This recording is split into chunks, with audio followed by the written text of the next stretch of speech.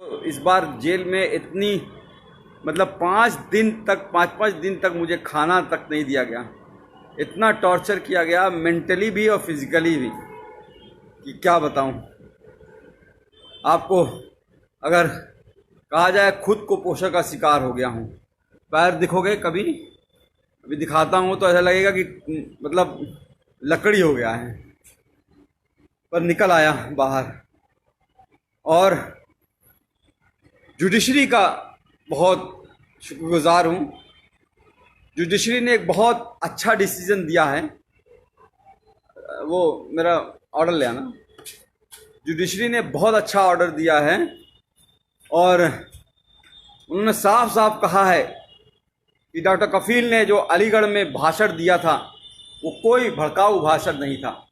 वो देश की यूनिटी के लिए, अखंडता के लिए, एकजुटता के लिए था। और उन्होंने साफ साफ कहा है, डॉक्टर कफील ने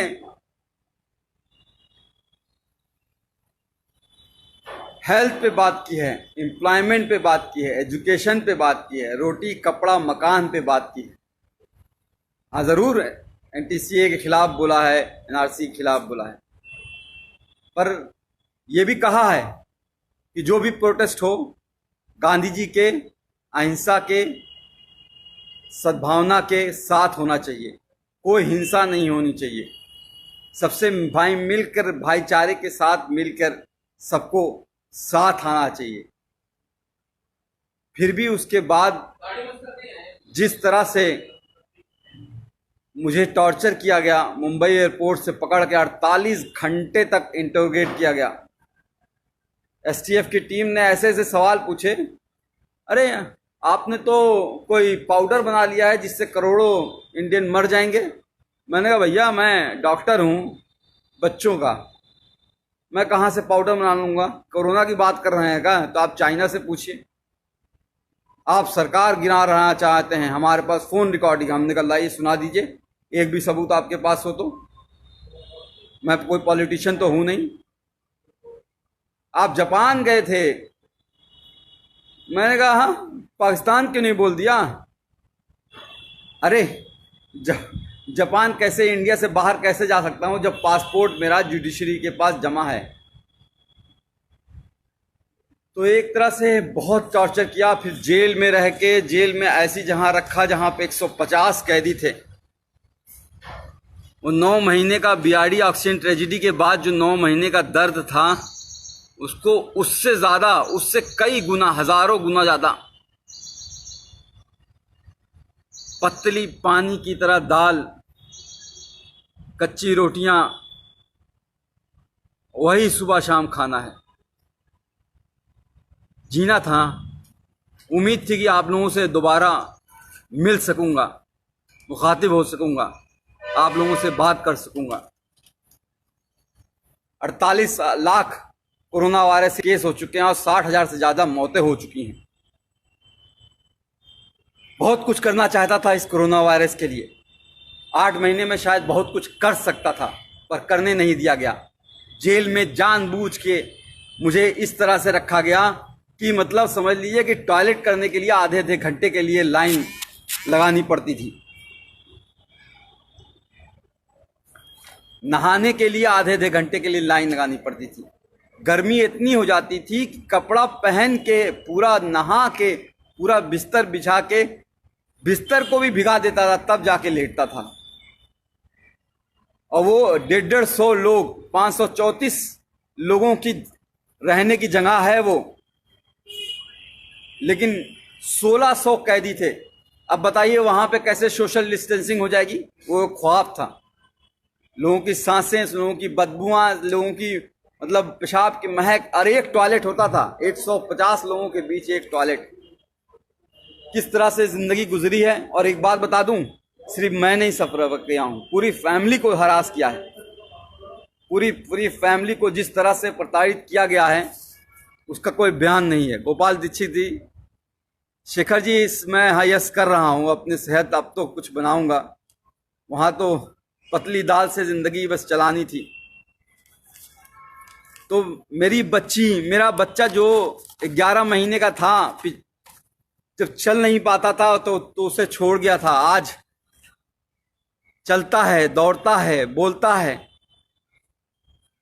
पिछली बार भी जब बीआरडी में 70 बच्चे मरे थे और उस वक्त भी बिना बात के झूठ केस में फंसा के जेल भेज दिया गया।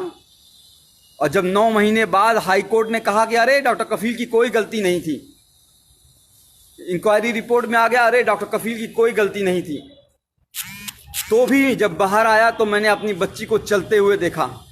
उस वक्त भी अपनी बच्ची जब वो को छोड़ के गया था तब भी वो 11 महीने की थी, चल नहीं पा रही थी और बड़ी हो गई थी। आज मेरे ही दोनों बच्चे, मैं खुद अपना बाप होके, मैंने दोनों बच्चे, मुझे बाप पापा का मतलब नहीं समझते हैं, अब्बूजान का मतलब नहीं समझ पाते हैं, पिताजी का मतलब नहीं समझ पाते हैं। ये दर्द है। मेरी माँ 65 साल की बूढ़ी होके हाई कोर्ट और सुप्रीम कोर्ट के चक्कर लगाती रही, तब जाके ये जीत हुई है।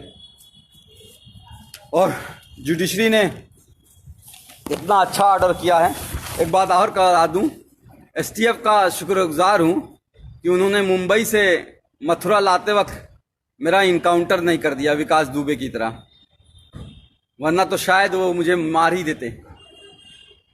लोगों की आवाज़ को दबाना ही इनका काम है।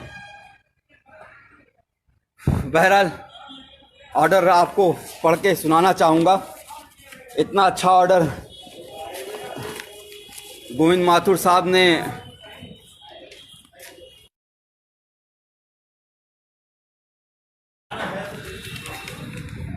किया है।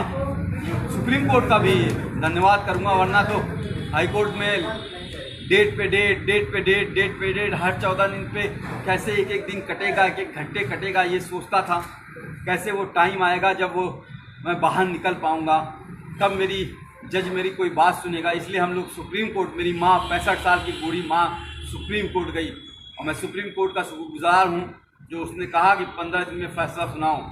और मैं चीफ जस्टिस गोविंद माथुर जी का हाथ जोड़ के शुक्रगुजार हूँ जो इन्होंने इतना अच्छा ऑर्डर दिया 15 दिन के अंदर ही, जिसमें साफ साफ लिखा है कि एमबीबीएस करने के बाद 2016 में मैंने ज्वाइन किया था, 2017 में घटना हुई थी, 1 साल का जूनियर था मैं, जूनियर मोस्ट डॉक्टर, और फिर भी उन बच्चों को बचाने के लिए जी जान लगा दी और उसके बावजूद उनको जेल भेज दिया गया। और ये नहीं, इसके अलावा नहीं, the petitioner and his other family member including the detainee were continuously harassed and victimized by the state authorities including the district administration Gorakhpur by several means। मेरे यानी कि मुझे ही नहीं, पूरी फैमिली को सरकार ने बुरी तरह से तोड़ना चाहा।